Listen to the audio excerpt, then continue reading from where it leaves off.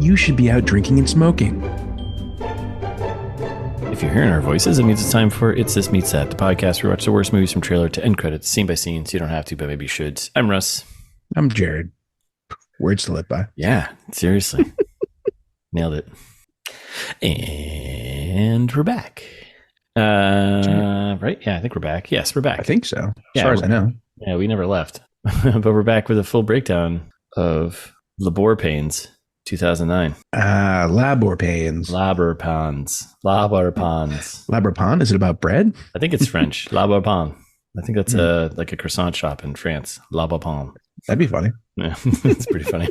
Yeah. Okay, yeah. So here we go. Good start. Speaking French already. What is this movie about? Let's get into it. Remind the listeners in case they weren't listening to like the trailer trash. What's going on? Which you should always listen to the trailer trash. You might miss something crazy. Always get your trash trailered, you know, or you know what I mean.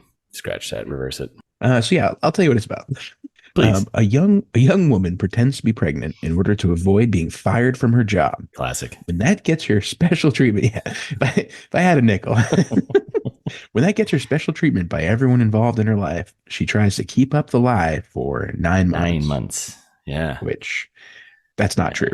No. Well, she does try. Seen the movie. She does try, but no, because she initially tells people that she's 4 months along, so she's really only pretending for like 5 months. That's true. So it's like half. Yeah, that's true. That's half the time. So it's she kind of put a half-ass fake job in, right? Here. Yeah. Yeah. If she was smarter, she wouldn't have said 4 months. Yeah, but she's not. So right. I guess that's the premise. Yeah. It's the premise of most movies, people just being dumb. All right. How'd we do on our prognostications? I know I was a little bit off. I'm pretty sure I was hoping for the baby to actually be real and then turn into like a devil spawn thing that was going to be the sequel to Rosemary's Baby.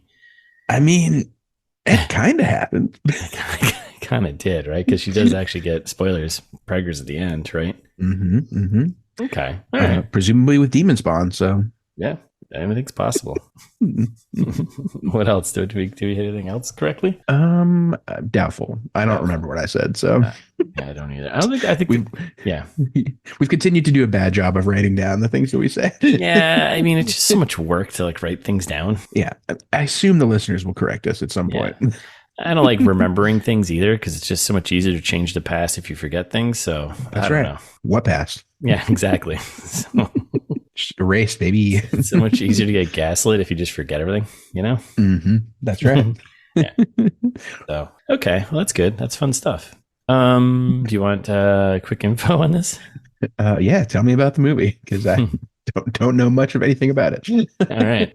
So this is directed by Lara Shapiro, who has done just a handful of things. So she's directed a couple shorts, some video, American Legends video, I don't know who that is. And then she did this movie. This is her only like feature length film. Okay. And then since then she did like one episode of Royal Pains. Writer, basically a couple of shorts. She was with screenwriters in this. But then she did 7 episodes of The Americans, which I heard is actually really good. Oh, yeah, I've heard that's good too. Berlin Station I've heard of. She did 9 episodes of that. And Impulse. I have not. Yeah, she did 2 episodes. I've not heard of that. But same. Seemingly look like they're scored pretty well. So yeah. Not a lot, but she's gotten some stuff done. So okay. Interesting. I mean, she's known for The Americans, apparently. Yeah. According to IMDb. The Americans is like it's a pretty bit. I think it was kind of a hit thing. Yeah, you got to cover up the stench of this movie, I guess. Yeah, you just got to pretend this doesn't exist, right? Screenwriters, our director here, Shapiro, plus Stacey Kramer. Now, Stacey Kramer has very few credits. Wow. That's a remarkably few amount of credits. Not much at all. 2001, she did an episode of Lizzie McGuire. One episode. One episode. Incredible. 2003, she did 1 episode of Less Than Perfect. And then she did this, and then she's kind of just disappeared. It's 2009, so there's nothing else here. So, Stacey, if you're out there, hit us up. Let us know you're okay. Yeah. I'm worried about you. Yeah. Blink twice if you're safe. right? Or That's how audio works. right. Blink twice if you're safe, please. Who's in this movie? So this is kind of okay. Whatever. I'm just gonna go through it. All right. So we got obviously the Lohanator, right? Yep, double Lohan all the way. Yep. Because we're in a Lohan-essence right now, right? Yep. She's back. She plays well in 2009, I guess so. Well, in our world, she is because because we did back-to-back Lindsay Lohan movies. Because we're doing a 2009 and a 2022 movie. Yeah, 2022. That's a fun way to say that. Yeah, we're doing a past and a future Lindsay Lohan movies to see if she's changed at all, and she hasn't really. No. It has the same delivery of lines. Same delivery of lines, same. Looks remarkably the same. Pretty much, yeah. Pretty much. Wow. She plays. Would we decide her name? Thea. Yeah, Thea. Yeah. Everyone in the movie said Thea. It was only movie narrator guy, movie voice guy, who's like Thea. And what happens when Thea finds out she's pregnant? Princess Thea. Luke Kirby plays Nick. Now he was driving me nuts because in the trailer I was like, man, this guy looks really, really familiar. And then I placed it. He is in Marvelous Miss Maisel.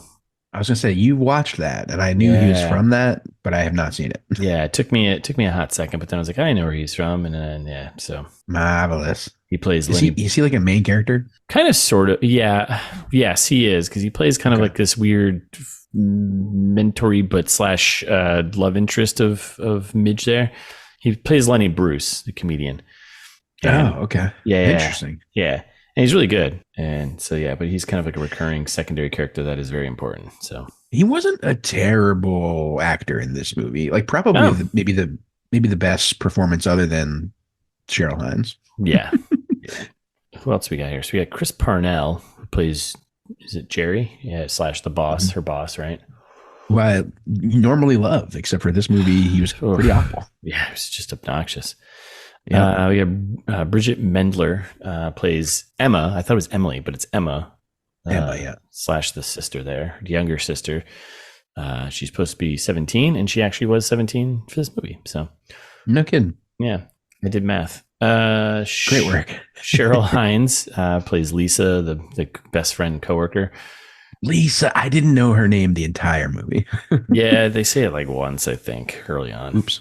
Yep, it's all right. Kevin Covais. Yeah, something like that. Covais plays Greg. Kind of important. He's around. Aaron Yu plays Miles, and Lonnie Ross plays Philip. Nice. I don't remember who that is. So Lonnie Ross is Philip was the random boyfriend who thought he was the father who came in for like a half a second. She throws him. So now you Lonnie Ross is like one of those guys, like you're gonna see his face, you're like, oh yeah, that guy.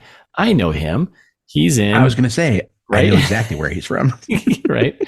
So you see his face, and you're like, oh yeah, this guy. He's in all this stuff that I kind of know. He's just kind of around. So yeah. There you go. 30 Rock. This movie. A lot of episodes of things. Yeah. College Road Trip.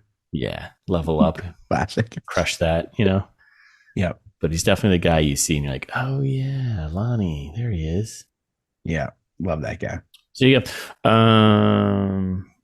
You want some numbers? Do you like numbers? I hate them. Well, it's too bad because this is a numbers podcast now. All we do is numbers. So ITMT will be happy. Yeah, he will be. Just all ones and zeros, babies. Ones and zeros. That's he calls us babies. He's like, just ones and zeros, babies. Kind of a condescending dick, but yeah, well, that's what you get when you hire a robot. Right? AI, am I right? Mm-hmm. So numbers here. This made $1.8 million worldwide. It's pretty good. That's like 450-ish fanatics, a little more than that. Yeah, it's all international. This movie didn't get released domestic. Well, it did, but not in theaters, obviously. Right. Video, I don't have those numbers. Budget was tough to dig up, but I can't believe this. But estimated $10 million budget. I'm not surprised. Like, these are big names. Like, the cast is pretty stacked. They're not. I mean, don't know, man. Like Lindsay, I was thinking about this. as I was walking around the neighborhood, because I think about stuff like this. Sure. I was like, 2009 Lindsay Lohan, like, was she peak of powers then? Or No. She was declining. Past the peak. She was, right? Yeah. Okay. So But like Chris Parnell, probably right around peak SNL for him, right at that point, maybe 2009, probably. But he's not. Is he like commanding millions of dollars for like a movie like this? Like, there's no way. But if you have 10 of them, like that's like there were a million people in this. Like Creed Bratton's in it. Like he's probably commanding a bigger salary than you think. Yeah. Oh yeah. You also got Janine Garoppolo there. Janine Garofalo. Yeah. Jimmy Garoppolo's in this. Yep. That's right. They're throwing passes. He was 8 years old. Cheryl Hines. Like I don't know, man. Like this. Yeah. I feel like everyone got like a decent payday on this one, and I could see a 10 million budget stacking up pretty quick. But that's so much money, though. That's too much money for this movie. If that's it's estimated, so it's who knows, give or take. But still, to have that be your estimated number, even if it's 8 or 9 million, like I mean, and as much as Lindsay Lohan was like kind of past her peak there, I think she was still probably commanding a good salary, even though no one wanted to take her on. No. Right? Yeah, yeah. But I don't know. Okay. Man, well, there you go. Those are numbers. That's all the numbers I have for you. So did not make any money. Thank God we're not going to be seeing Le Beau Pawn 2. Thank God. Although I would watch it now that it's been 14 years. Where are they now? Yeah, give me a new one, actually. Yeah. Movie studios, if you're listening. Yeah, give us Le Beau Pawn 2. Mm-hmm. More bread-based. Yeah, even more pregnant. Or just call it twins. Oh, Labor Pains 2, twins. Yeah. Twins. Okay. That movie's never been made. No, but I mean, it's the subtitle. Anyways, Rotten Tomatoes, it's 0% on Rotten Tomatoes, but that's only 5 critics, though. So I was going to say, are we cheating? A little unfair. Did we cheat on this one? I didn't notice that when we... No, because... because there's 5,000 plus audience ratings, and that's still 30%. Yeah, so I think it balances out. This movie is not good. It doesn't need to exist. That's the thing I was thinking. What this movie feels like, it feels like a movie where like someone new was like, hey, I just want to make a movie, and they called in some like actor friends and were like, made a call like to someone who was like, hey, you know what? Sure, I'll do your movie. Yeah, I don't care what it is. The script is horrible. Horrendous. Truly. Like, listeners, and I said this to Russ last night when I was watching the movie. Like, this, imagine Get the Girl with a multi-million-dollar budget. Like, if you haven't listened to Get the Girl, go back and listen. Like, that was in the ITMT classic era where we would do really bad movies that were very low budget and probably should have had lower expectations. Yeah. Yeah. This, though, almost 10 million estimated. That's so much money. We could make a good movie with $10 million. Are you kidding me? We can make a movie like, we could. Listeners, give us $10 million. We'll do it. Let's get that Patreon fired up. Let's get that OnlyFans going, or the other thing. I don't know. Whatever. Yeah, sure. Yeah, it doesn't matter. No. OnlyFans is right. That's correct. Yeah, we got shots of feet and socks on. Yeah.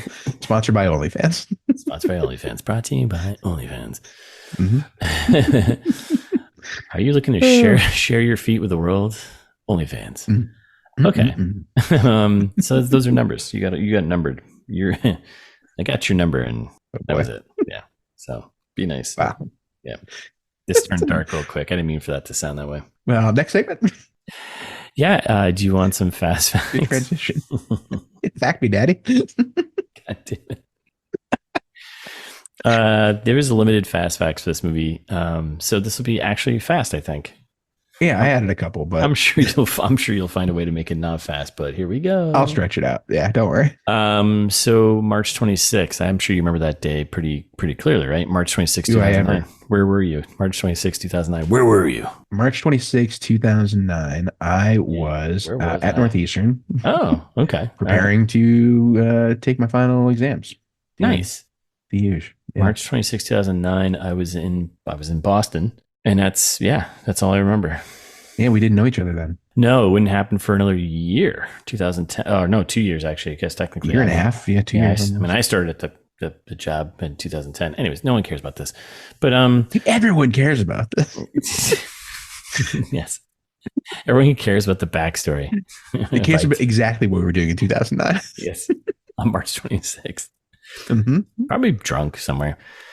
So on that day also, as you were preparing for finals and I was probably drunk somewhere, it was announced that Labor Ponds would not receive a theatrical release in the United States.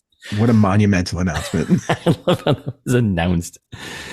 But instead would premiere on ABC Family on July 19th, 2009. Whoa, that's crazy. That's my mom's and sometimes listener of the pod, Brady's birthday. No shit. Mm-hmm. Happy birthday, Brady. So on July 19th. So here's more numbers for you because you like numbers. Okay. Numbertron here. Yeah. Apparently on ABC Family, it drew 2.1 million viewers, which is a better than average primetime audience for ABC Family. So basically the Super Bowl over here. I mean, Lohan, she's got the draw. Yeah. She can draw pictures. Yep. Now, here's some fun stuff for you.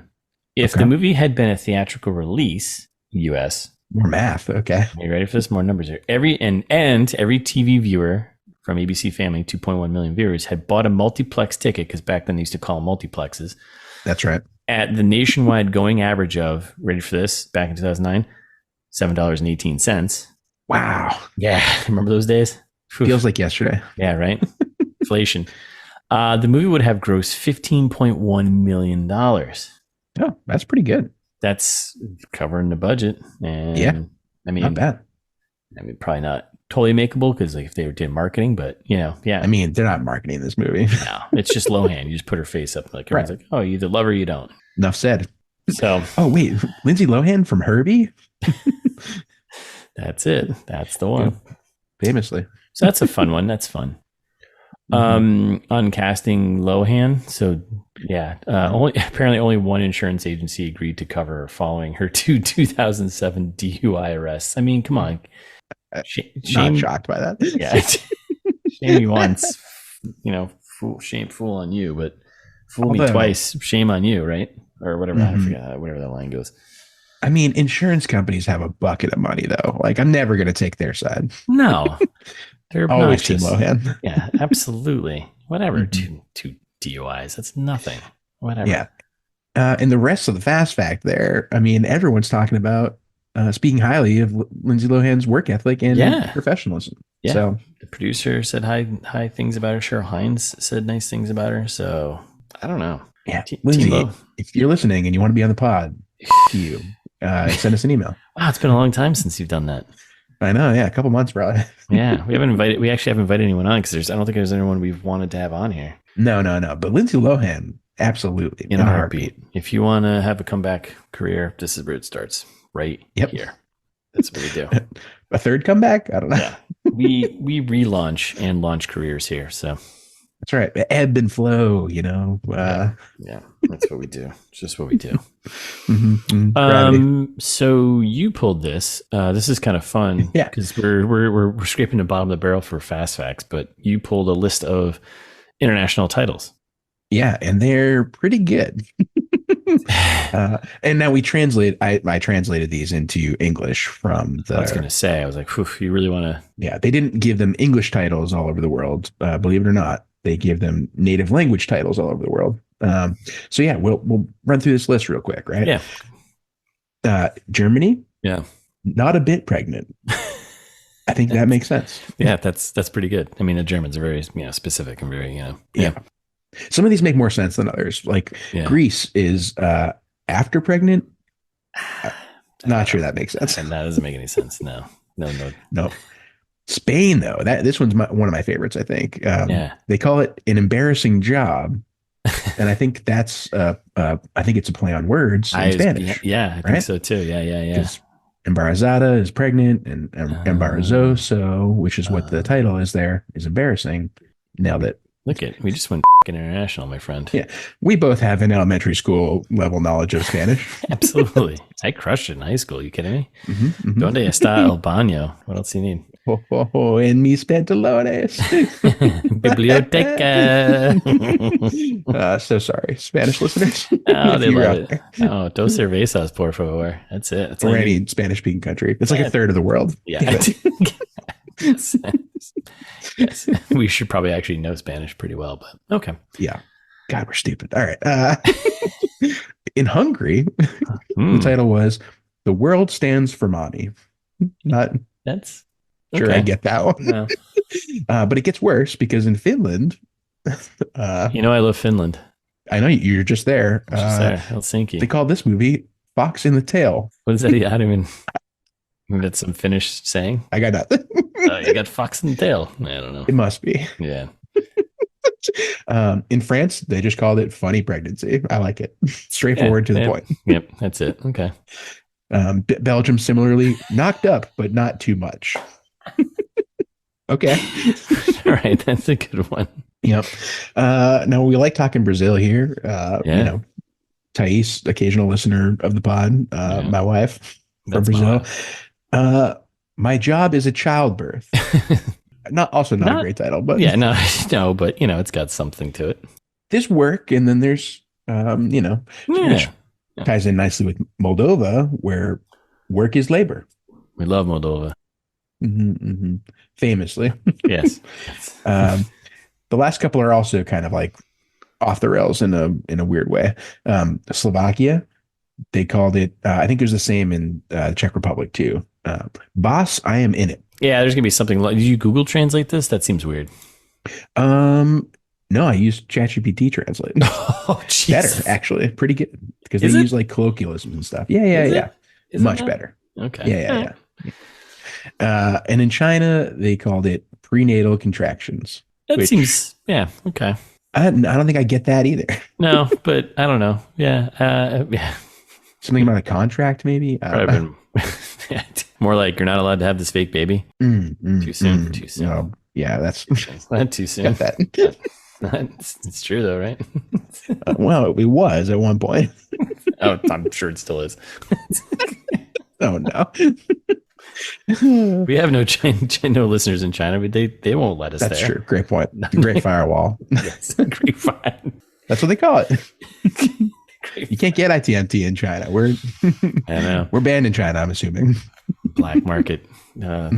Sold on CDs. They probably someone burned us onto a CD and like selling us in the streets. That would be awesome. I think if that happened, that's just the pinnacle. We've hit it. Someone downloaded us, burned us to a CD, and then was like reselling it, making money off us who don't make any money doing anything. That's right. On the streets of China. That'd be great. Incredible. On the streets of China. Like it's just one big street. Yep. The streets of China. Famously one of the largest countries in the world. It's gonna be the name of our first espionage thriller movie, The Streets of China. The noir. Yep. All the way from the Gobi Desert's partially in China, right? I don't know. From the Gobi Desert to the skyscrapers of Shanghai. Streets of China. Streets of China. All right, that's Fast Facts. Road. That's in China. Yep. Maybe part of it. Right. Now part of it, right? Right. Yeah, let's keep talking China. No, probably not. So you've been fast-facted, Sonny. So what? No, you're good. Okay. Do you want to Hollywood pitch me, mother? Yeah. This movie is obviously Unpregnant meets Donnie Brasco. So have you seen? I'll tell you, sometimes watching these movies is so painful and it's tough, and it's that's 2 hours of my day. I'm like, why am I doing this? And then edit these in. I'm like, why am I still doing this? And then there's moments where we get to Hollywood pitch. I'm like, it's all worth it. Yeah, because make this cost my life another 20 hours a week, and it's all worth it. You don't think that it's like Unpregnant meets Donnie Brasco? I don't think I've ever seen Unpregnant. So okay, but I mean, I think Donnie Brasco, obvious, right? Obvious. We'll get there in a second. So, Unpregnant, highly recommend. That actually a good movie. I'm gonna make it sound like a bad movie, but it's actually a good movie. That's what we do here. Make good movies sound terrible. That's right. So I think that came out 2020, somewhere around there. I have no idea. Good year.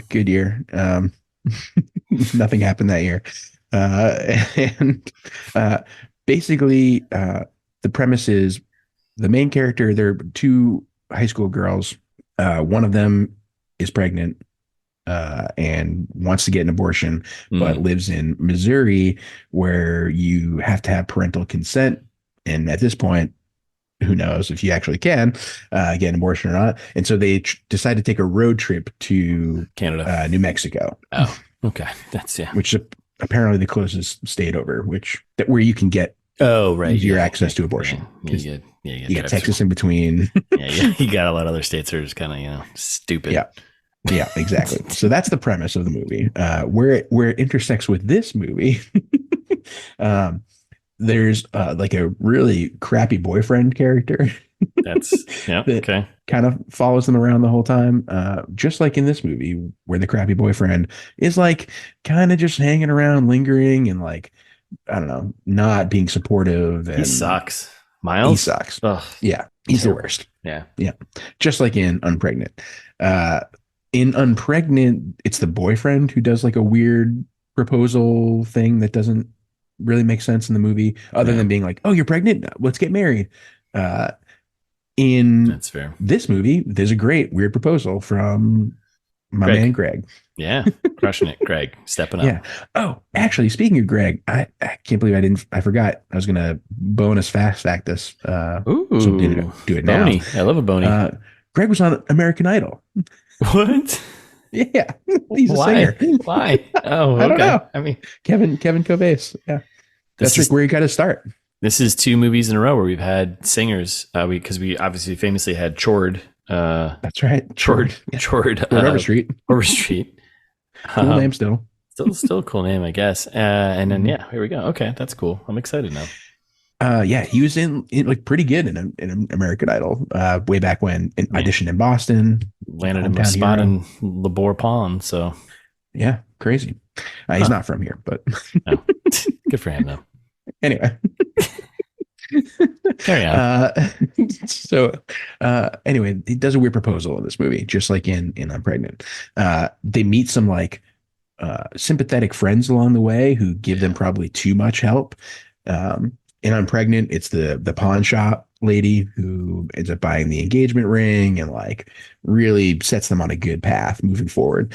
And in our movie, I think Cheryl Hines does that role pretty well. Like, is kind of the voice of reason through most of it. Like, she's on board at first, which at the time makes sense. She's like, it'll blow over in a few days. It'll be fine. I would lean more towards the sister being the voice of reason throughout the entire movie. Yeah, but yes, that's a great point too. Yeah. So yeah, there's a couple of like good supportive characters that we appreciate. There's kind of a weird diversion in both movies. In Unpregnant, there's like a racetrack situation where they're like doing car racing. In Texas, that doesn't make a lot of sense.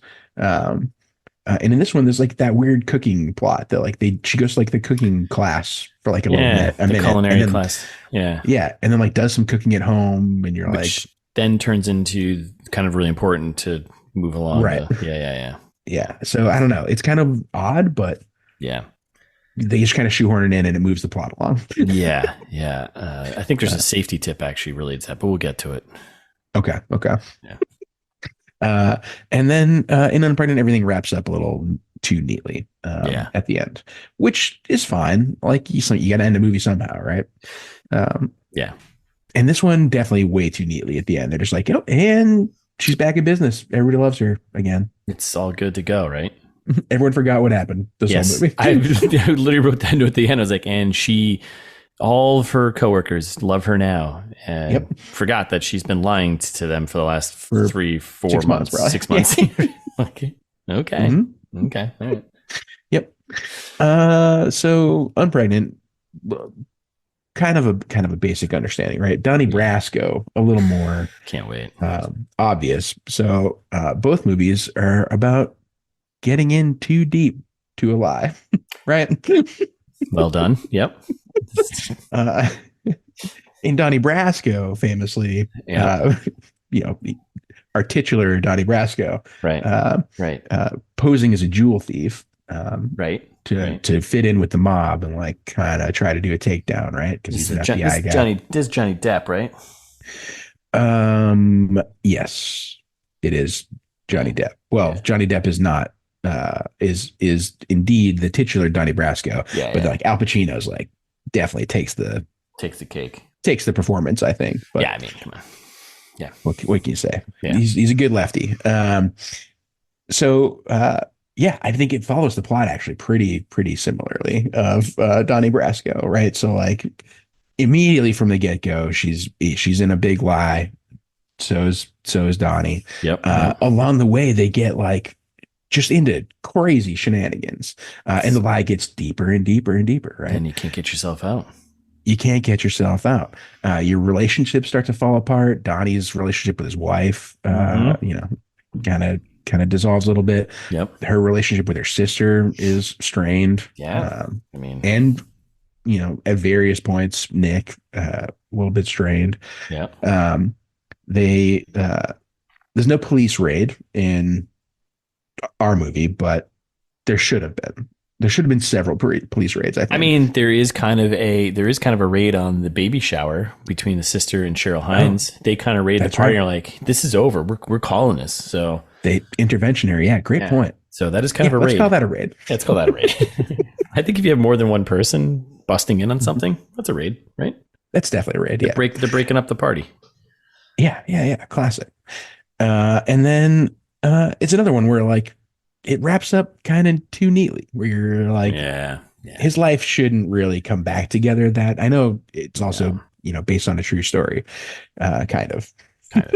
But come on. But like his wife's like, all right, well, I'll take you back now. And in this one, they're like, well, we all forgot what happened, and now you're pregnant with my actual child. So terrible.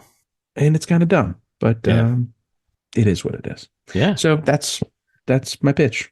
That's pretty good, man. That's pretty good. I like that. I like all of that. I'm feeling good about that. Thanks. I kind of threw darts at the movie board. As you know, I have a movie board here that has every movie ever made listed on it. Listeners, you can't see it, but it's right behind him. It's like, I don't know, 8 by 10, not inches, feet. Yes, feet. Yes. Yeah. It takes up an entire wall that I have in my bedroom. And I just throw darts at it sometimes. So makes sense. It's the IMDb top 100, right? Yeah, right. Yeah, it's pretty much. So what I got out of the dart throwing this morning, today, was this movie is definitely Junior meets 9 to 5. Okay. So Junior, I think you remember that one. It was the repairing Very of familiar. Schwarzenegger and DeVito. They trying to play off the twins combo, right? Let's make another movie that's absolutely ridiculous. So I don't have a lot here. I'm just going with the obvious ones. Both movies have leads that shouldn't be, whether fake or real, shouldn't be pregnant. Yep, that's true. Both have leads that are trying to hide that they're pregnant. Yeah, that's also true. And both movies are just absolutely terrible and probably shouldn't exist. Like Junior is not a good movie. Yep. Big Pharma wins actually in that movie, I think, at the end.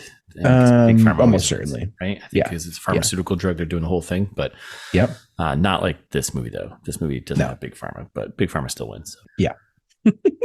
That's all I have for that one. So, and then 9 to 5. Well, also, what do you maybe you could go with past their prime star. Yes. That's kind of on Arnold's way out. That's I would. Yes. Okay. I buy that. Had a real good run like 10 years before that, just like this. Great run. Like, come on, Schwarzenegger back in the day. Come on, all day long. Lindsay Lohan, great run like 10 years before this. Yes. Okay. I like that. So 9 to 5. This is an older movie. I'm not sure if you remember it. Dolly Parton. I have not seen 9 to 5. Lily Tomlin. So this movie actually has a lot of correlations here. It's basically 9 to 5. It's basically an office job movie, right? Where you have three friends get. The basic plot is you have 3 coworkers all get together and kind of want to initially kill their boss because he's kind of a misogynistic, sexist jerk, right?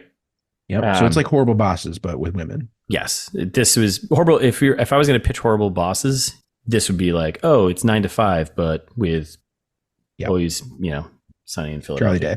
Yeah, with Charlie Day. Okay. No, it's like 9 to 5 just with guys. That's all it is. That's all it is. Like both movies, both have kind of shitty office jobs. Both have shitty bosses. Chris Parnell is not a good boss, but for some odd reason kind of redeems himself at the end of this movie. I don't know why he still exists at the end of this movie. Like, I was like, what? Why, what? Yep. Both have women talking shit about their bosses. Yep. Both movies. Both have bosses that Smoking, probably? Yes, actually, because it's the 80s. Yeah, absolutely. Yeah, that's right. Yeah, this movie 2009, Smoking in the Bathroom. That's true. Both movies have smoking. Both have bosses that take advantage of like lower level employees. Both movies have that one. Both have moments of when the boss is like out of the office. The employees actually do things that are better for everyone else and for the company. Like this movie, Chris Parnell, he goes to take care of his dog. Nick takes over and he's like trying to help the company by releasing the pregnancy book and promotes Lindsay Lohan's character in 9 to 5. Similar thing. They arguably bad for the company, but yes. Initially, yes. 9 to 5 has a similar moment where like the boss is gone and because they've basically hidden him or taken him hostage basically, but they do a bunch of things that are good for the employees, right? Benefits and all that sort of stuff. And then both have women getting promoted for actually doing a good job and not for anything else. Like in this movie, like she thinks her life is better because she's pregnant and all this sort of stuff and that. Yep. When in actuality, she actually just does a good job and gets promoted for that. That is nice. Yeah. Yeah. So it's a good thing. Huh. You love to see a success story. Yeah, absolutely. Underdog success story. Yeah. So that's it. That's all I got. I just plowed through it because, the board, sometimes you win or lose, Yeah, that's great. Two presumably great movies. I haven't seen 9 to 5, but maybe I will now. It is a good movie, actually. Yeah, so you just at the end of the day, I think the pitches that we do are more about promoting to see those movies. Yeah. It's the friends we made along the way. Yes, that's what it is. So, So you go. You've been Hollywood pitched, motherfucker. So great. All right, ready to tear this thing down? Let's do it. All right. Yeah. I mean, we come in with the typical studios, production, distribution groups, right? We got Millennium Films, we got Film Rise, we got Latitude Films. They almost got me. Yeah, they almost got me. Jerks. So stupid. Film Rise, a little bit of heaven. So friend of the pod, if you listeners, go check that episode out. Yeah, absolutely. This is the second movie. It's the second movie, Lohan movie we've done back to back. That's right. Also, both movies open with her waking up. Wow. Yeah. You're right. Yeah. Just want to throw it out there. You're right. Hey, falling for Christmas, Great point. Bed scenes with Lohan just waking up. Huh. I wonder if it's like in her contract. I need to be waking up. So she's getting woken up by her sister. She's always sleeping. She's always asleep. Yes, either sleeping on the set. Yeah, it's either DUIs or sleeping. We get the sister waking her up though and being like, "Hey, jerk, I need money for food." Yeah. Which at first I was like, "Who is this? Her little sister?" And yeah. I was like, "Why is her roommate bugging her for food?" And why she looks like young, so young. Yeah, that too. She's like, "Yeah, sure, yeah, whatever. Happy meal only, right?" So right off the bat, we know they're poor. Yeah, $2, which like you cannot get a Happy Meal for $2. Even in 2009. Yeah, I don't. No, with taxes and everything else, no way. Yeah, no way. No way. And we get like this quirky 2009 like indie music kicking in. That's just so generic and just not good. So quirky. And it's all stuff from the trailer, right? We got her running into her landlord asking for rent. I'll have it for you Monday. She gets on the bus to go to work. She loses her seat to a pregnant woman. A little foreshadowed there. Credits are rolling. Bunch of shots of LA because LA. And then she meets up with her boyfriend Miles he's working a food truck. Yep. He gives her breakfast, which is nice.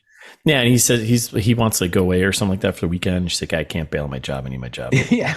He's like, don't just not do anything today. Like bail on work. And she's like, I can't. I'm late.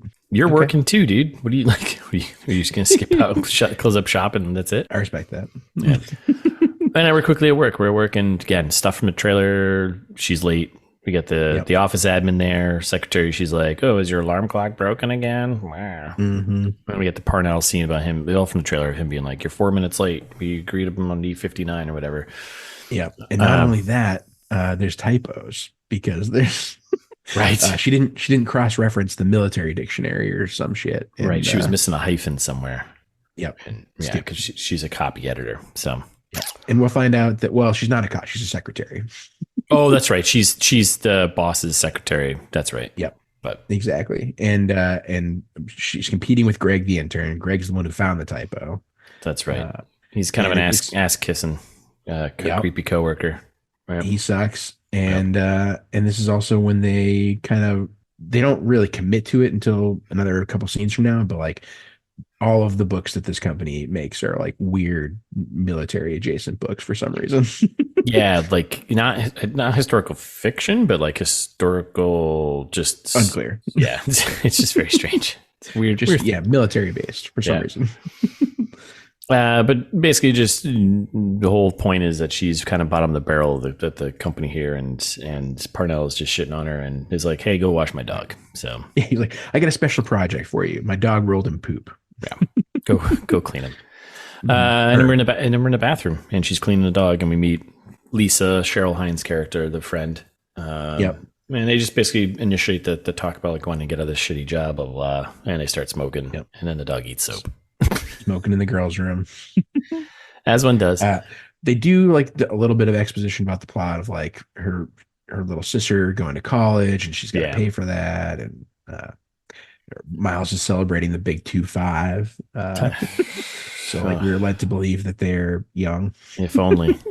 Like Cheryl Hines is not in her youth here. No. She's definitely the older coworker. It's like you and me. Like as if I'd be the Cheryl Hines to your Lindsay Lohan. I've always said that. Yeah. By the way, the dog's name is my own reality. No DUIs, but definitely have walk home pretty drunk. That's right. No DUIs. There is I guess a point to also the dog's name is MacArthur, right? Yeah. So, and he's eating soap. To the army thing. which he's eating some soap, and that will not play out well later on. So, yep. Which I don't think eating soap's that bad. No, dogs eat a lot of stuff. Yeah, I mean, soap they kind of make it not that bad because of that exact reason. Because you're gonna eat it. Yeah, you can put it in kids' mouths and they swear, right? Yeah. Don't do that. I mean, in the 1950s, you could do that, I guess, but totally. Which we all know 1950s soap had lead in it, so that's that's even worse. So probably live. Like the old school. All right, so then we're in a conference room, we're in a work meeting, and we got pretty much a bunch of useless old white dudes complaining about stuff. To Lindsay Lohan. And like that, this guy was recognizable too. I forget, like one of the generic guys who's got 2 lines. Yeah. I think he's not a comedian, but I definitely know who you're talking about. Yeah, and he's like, this one has 2 staples. That's bad feng shui. Actually, there's 2 guys in there who, I recognize. It's Garth, who's like the older guy who says some like just HR nightmare type comments. Yeah. I didn't recognize Garth. I was thinking the other guy. All the dudes in there are just shitting on her, kind of complaining about stuff. We get a conference call from our author. Creed. What's his name? Creed Bratton is the actor's name. What a great name. I thought it was Larry, but it's not Larry. It's something else, but it doesn't matter. But he's like, so he's writing the next book that they're going to publish, some historical military, whatever stories. Yeah. It's very funny. He's calling from a payphone, which that's fun. In a bar. And you can tell, I do appreciate that they get the plot across pretty quickly with like Jerry, who's Parnell's character, is just being like, you can tell he's trying to convince himself that this is fine. Yes. Like you can like oblivious to everything. He's like, oh, well, Hemingway used to write in bars. Yeah.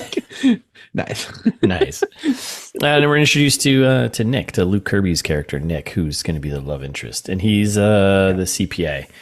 And he's basically talking about how, we got to figure out something here because no one wants to read a 1,400 page like book or something like that.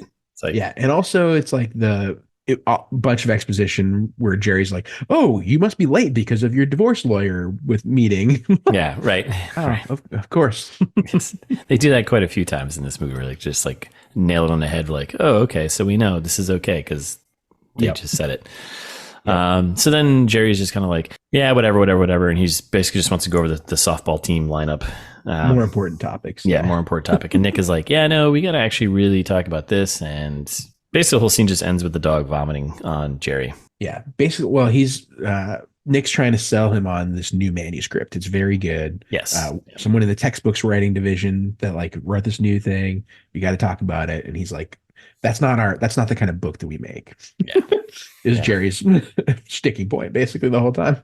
That's not the kind of book that we do here. And then MacArthur vomits on the boss, and that's how that ends. Yep. Then we cut back to the boss office. We're in Parnell's office, and she basically goes in and like is kind of asking for time off, right? Well, she already has the time off, so she's taking Monday off, and he's like, "You got to take the dog to an appointment on Monday," and she's like, "Well, I'm off on Monday, but I can on Tuesday," and he's like, "Nope, you're doing it on Monday." Yep. And she's like, "But it's my boyfriend's 25th birthday, and I promised him I'd go camping." And she's like, "Oh, you want the whole week off? Great, yeah, yeah, no." Classic bad boss. Yeah, he just yells at her. And we're back to the bathroom. And this movie, like, I gotta say, like, this movie, the quality of it is just not good. Like, it doesn't feel. Yes. It doesn't feel like it cost $10 million. I was just gonna say that. Like, there's no way. Like, anyways, no, and that's what I was saying. Like, very much feels like Get the Girl. Like the scene, like all of the sets are like. I guess the sets are crappy office because that's what it is. But yeah, but it's just like, let's just find some shitty office. Which fine, but yeah, I guess I appreciate that more than the ones who are like give everyone like a super fancy office because the majority of people don't have super fancy offices. No, it's true. It's true. Right. My office is pretty shitty right now, but small time publishing company, like they're gonna have a crappy office. Sure are. So we're in the bathroom. We're smoking again and doing some smoking and talking shit about the boss. This is all from the trailer. This is all from the trailer. So Parnell's in the men's room and he can overhear them talking. Busts in and was like, "Get in my office now." Just kicking things off here to get to the preggers moment. And basically he's upset because she was picking on him for his relationship with his dog, which he takes very seriously. Yeah. And he's like, you're fired. And she's like, "But I have to support my sister, and also I'm pregnant. I'm totally pregnant." And so then he runs out to talk to the legal team and comes back and he's like, "When do you due?" And she's like, October. I'm 4 months pregnant. You're not even. But I do like the line where he's like, "Well, the legal department is backing your story about not being able to fire a pregnant woman as much as she might deserve it. Now get back to work." Which, like, you absolutely can fire pregnant women in this country. There's nothing is sacred here. This isn't France. Like, you can fire whoever you want for any reason, basically. Lobo Ponds. No, it's definitely not. And then we're like this quick middle scene where their office hallway. She walks out and like she runs into the lawyer. She's the other. She's the not the other because Lohan's character isn't pregnant, but she's the pregnant woman in the office, and it's just weird. It's all seen from the seen from the trailer. Learns that she's pregnant or whatever. You get the old man joke when she comes out to like the main office area, and like everyone comes out and is like, "Oh, you're pregnant," and he's like, "I didn't touch her," and then we get Ralph or whatever his name is, Greg or not Greg, Garth making some HR nightmare of a comment about you still look pretty sexy. Yeah, who's the lucky guy as he does like a hip thrusting thing. It's like, okay. Isn't the legal team like right here? Like, don't do that. And that's that. And the guy that I liked that had the funny line about the feng shui is my left knee hurts. Usually means someone's pregnant or underwater trapped in a car. I don't know. That guy had a couple of good lines. Couple of zingers. And then we're at the old Ireland's 32 bar, and we got Lisa and Thea catching up at the bar. And well, Cheryl, just in that last scene, the only other thing is also says, "Oh, they also just got engaged." Oh, so right. Yes, right. That's if we're going to lie about the pregnancy, also lie about being engaged to Miles. Go all in. Yep. And then so they're at the bar, they're catching up, and she's like, "Oh, that's a great idea to keep it, or good idea to keep your job." And then whatever, a couple months you can just. I saw it on Law and Order. You can't fire a pregnant woman. Yeah. What? If you're looking for legal advice, don't watch Law and Order. No, don't watch TV. Don't watch TV. Yeah, and I do like Cheryl Hines that had also a couple of good lines where she's like, this will all blow over soon. You'll just say you thought you were pregnant, but it turns out you had crabs. Nice. So basically, they're just kind of brainstorming how she can get out of this. Exactly. Briefly, but not too much. This is a temporary solution. Everyone agrees. Yes. And then we're at high school, and she's picking. Well, at first, I thought she was picking up her little sister. I was like, wait, she's taking a bus. Yeah, she's taking a bus everywhere, and the sister's like just sitting by herself, and she's like, "Oh, you missed the parent teacher conference," and then. I was like, oh, she's 17. And it's just the transition scene is them getting off the bus. I'm like, why didn't she could take the bus home herself. Why'd she have to, if she already missed the parent? Anyways, it doesn't matter. It's just to show that the sister was just bumped by her older sister. So yeah. Man, she's like, you been drinking? She's like, yeah, I may have had a cocktail. So maybe. Yeah, you're 17. You should be out drinking and smoking. Yeah. Don't question me. Oh my God. And then we cut to home and we learn more about the sister wants to go to culinary school.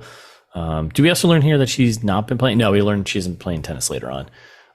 Tennis is going to cover UCLA. Like Lindsay Lohan is adamant she is not going to culinary school. She's going to UCLA. She's going to do tennis.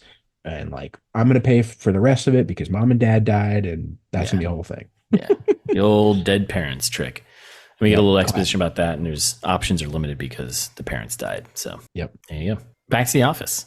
Another good Creed scene. The old man. That's right. I kept calling old man Jared. I don't think that's his name, but Did you not watch The Office? I feel like you don't know who Creed is. No, I don't. Oh man, he's so funny. He was like a main character on The Office. I mean, I know of The Office, but wait, so this actor was in The Office? Creed. Yeah. And his character's name was Creed in The Office, but his name is Creed also. Now I get it. He's awesome. He's so funny. Okay. Yeah. He's basically just talking shit about the book, whatever, and Nick is like, hey, Thea can help you, or Lohan can help you out, and he's like, oh, sure. What does she do? And I don't know. It's stupid. Yeah. He like rolls in and he's immediately asking about drinks, which is funny too. Yeah. Just like, anything in this place to drink, or am I gonna have to go out to my car and get my divining rod? And Greg's like, I'll get you some water. And he's like, why don't you do that, soldier? 3 parts scotch, 1 part water. Move. Reasonable. I love it. So Nick he shows up, and then we get the creepy coworker Greg. He's like asking her questions, like, where's your ring? And he's just kind of being awkward. And you're the same amount of pregnant as Kristen, and she's visibly pregnant and you're not. Yeah. And she's like, whatever. And Cheryl Hines is like, buzz off, Greg, you creepy little weirdo. Yeah, you're probably still a virgin anyways. And she like yells at him. It's like, this whole movie is an HR nightmare. Where is HR? Yeah. I mean, we said worse shit, I think, but anyways. But that was also a company where we were like, where's HR? Yeah, that's also true. So then we're a softball game. This is kind of from the trailer, and I don't know who runs like this. Like, who runs baseball bats? I don't know, but also like Nick gets hit with the ball immediately. He takes a stray pitch to the leg. So he's like, and then it cuts to like him rounding third, and he just like falls on home plate, and then right behind him is Lohan just like spear about kicking to lap him. Yeah, and like just like slides in and just like kicks him in the chest in that home plate. I'm like, what are you guys doing? What is happening here? Wicked funny. Yeah. And then he asks if she's all right after she kicks him in the chest. She's like, yeah, I'm amazing. What are you talking about?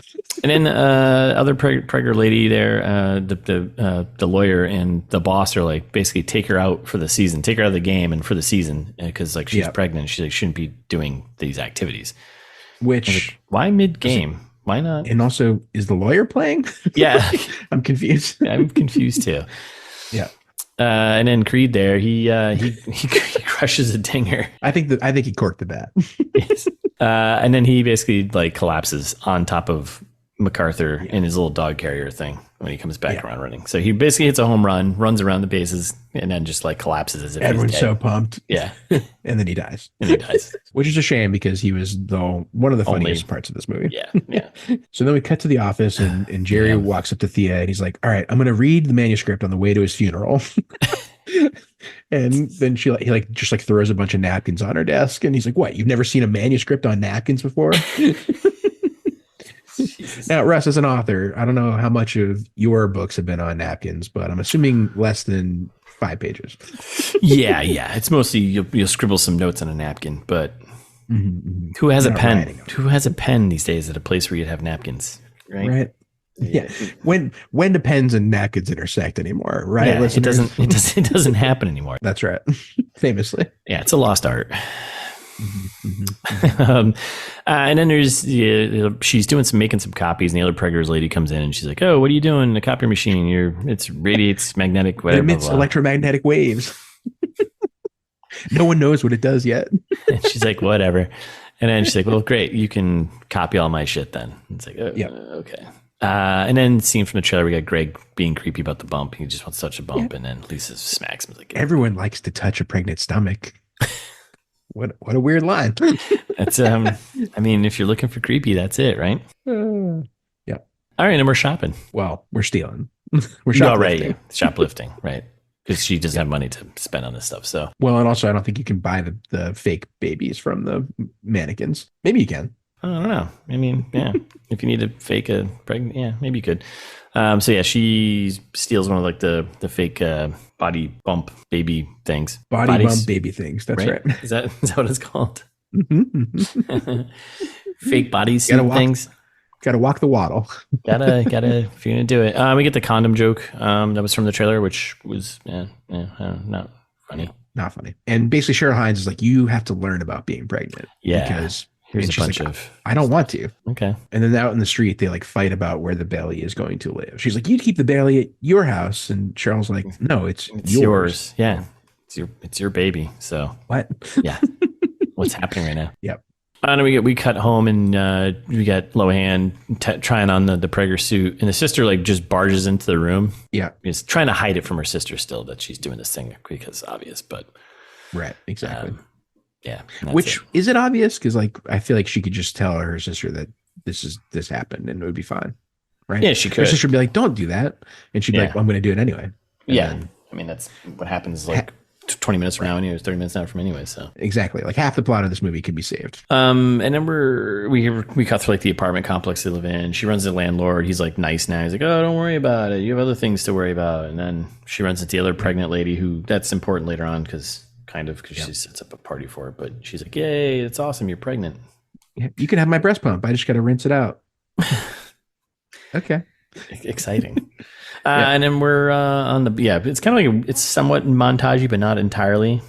There's a lot of those as it gets later into the movie too. Yeah, where it's like kind of a semi-montagey moment where a couple things happen in a row, and then she gets on a bus ride, and showing like in the beginning of the movie where she had to give up her seat for a pregnant woman. This one, someone gives up their seat for her. It's all coming up Millhouse for Lohan. That's right. And back at work, the receptionist admin there had made her brownies, which was very nice. And she's so excited that she's finally popped. Like, she's like, well, once you pop, you can't stop. Which this episode is sponsored by Pringles. Yes, that's true. Once you pop, you can't stop. It doesn't matter what it is. So, and then Garth shows up and he's like, continues with the HR nightmare lines that are a little funny, where it's like, you've obviously begun that slippery slide into obesity. Oh, well, you had a nice run there, didn't you, champ? And she's like, yeah, thanks. So then a little bit later on, she runs into Lisa, and Lisa's like reading some of like the old man Creed's their manuscript. And she's like, it's just a bunch of old like shitty limericks. Yeah, it's like all dirty limericks and rhyming couplets. But people are buying the pregnancy. That's the important part. And we also reinforce that Jerry, the boss, is like all in betting everything, but betting the farm basically on this book. So he's got a little less foresight about what is good for the company. Wouldn't know a good book if it bit him in the ass. Nope. And then we're back. We're still in the office, still in a meeting, and we learn that MacArthur will have a full recovery, but the boss will be out of office. Well, it's going to take him 6 weeks of rehab. He'll be back at 90% She'll be back at 90% tail wagging capacity in 6 weeks. So good news. But the point is that the boss, Jerry, is going away. So Yep. Nick's Putting Nick in charge. Putting Nick in charge. Nick, you're running the show. Let the CPA do it. And I think that's all it ends is Nick needs a favor from Thea. And Thea's planning on Googling what kind of mishaps can happen when you're pregnant so that she can get out of this. You know, I actually think reading it, I don't think I like the name Thea. No offense to Thea's out there. It's a weird, now I'm having a hard either. The more times I see it and the more times I'm reading it, I'm having a hard time saying it now. Right? Like it's like a less good Theo. Yeah. Yeah. It's a lady version, right? Swap out the vowels there. Yep. Theodora, maybe. Yeah, Theodora. Yeah, that's too 1918 somethings, right? It's old timey. Yeah. A little too old timey. Okay. Doesn't fit Lohan. No. Anyways, so we're in a car ride. We got Nick talking to her, and he's pitching her this idea from this. What was the relation between Nick and Susie? Did we get that? Like, she's the textbook writer that gave him the manuscript from the beginning. When he's that's all it was. Okay, that's all it was. Okay, all right. I wasn't sure there was some other connection because I think I missed that. But no. But this is the favor. She's right. She wrote this hilarious book about pregnancy and like you're pregnant, so obviously it's like you guys can talk. Full of funny stuff like farting, and she's like, oh yeah, I'm trying so hard not to fart right now. Like, okay. But while Jerry's gone with the dog, he's going to carpe this diem. And that's what he's trying to do here. He's like, now's my chance. I'm going to be the new publisher. Scene from the trailer. So we meet the Susie here. She's written this book. She's pitching her book idea. She thinks Nick's the chief editor because he told her that. Lies everywhere. And she's like, I just want to be about the real side of pregnancy. And then Susie kind of presses Lohan there, Thea, about like being pregnant. Oh, what books have you read? And she's like, oh, it's very Lindsay Lohan being Lindsay Lohan in these moments, like. Yeah.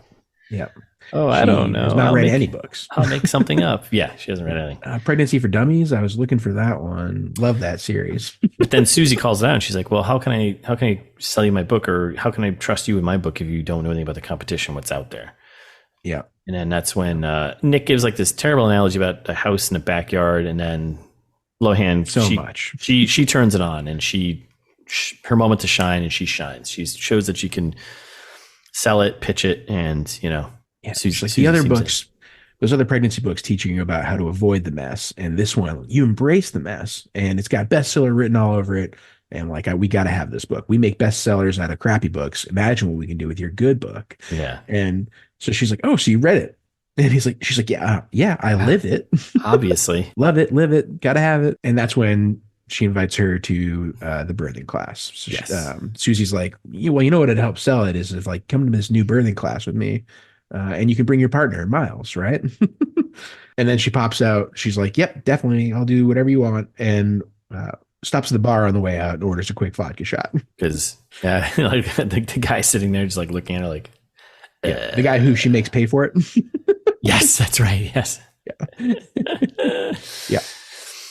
So then we're back at the office in the bathroom. Office bathroom. Yep. Yeah. It's when in doubt, just go to the office bathroom. Basically, she's just kind of like, she can't handle it. She's, Lisa's like, hey, everything's okay, whatever, blah, blah. And then I don't know if much else comes out of that other than she goes to Nick, and this is when Nick promotes her to associate editor. Right, exactly. Yeah. So in Nick's office, he's like, we got to help the company grow vertically. Yeah. So you're like, I don't think you're just saying words. Yeah. And she's like, she tries to come clean kind of at first. She's like, this whole thing is a big lie. I'm not really. And he cuts her off. He's like, an editor? Yeah. I know. I forced you. The classic movie moment where she's going to, And she tries to be like, well, Kristen's pregnant too. Why don't you have her do this instead? And he's like, well, she's a lawyer and a weirdo, so she obviously can't help. She's not creative at all. And he basically pitches her on taking over this new family division. Makes a lot more money than a secretary. And she's like, oh, I'm in. Interesting. Guess what? I actually really am pregnant. So. Yep, exactly. So then he's like, also, you have to read the book because you said you loved it and you live it. Yeah. You got to read it. You got to read it. Yep. So then we cut to the apartment, and she's at home. She's reading the book. You're reading the book in bed. We get a quick shot of the vista of the show that Janine Garofalo's on. So that sets that up for later. Was it called the which Vista? I do appreciate. Yeah, it's Yeah. called the Vista. Yeah, The she's got a bunch of funny like throwaway lines from the show because they do this cut a couple times. Like this one is like, well, if you have your colon health, you have everything. Ain't that the truth? Get your colon checked, everyone. And so she's reading the manuscript, and Miles is there, and he basically just wants to get it on, and she stops reading. So that's all that was. He gets in the way. He gets in the way again. He's kind of just in the way. Mm-hmm. She does not finish reading, needless to say. And we're back at the office next morning, right?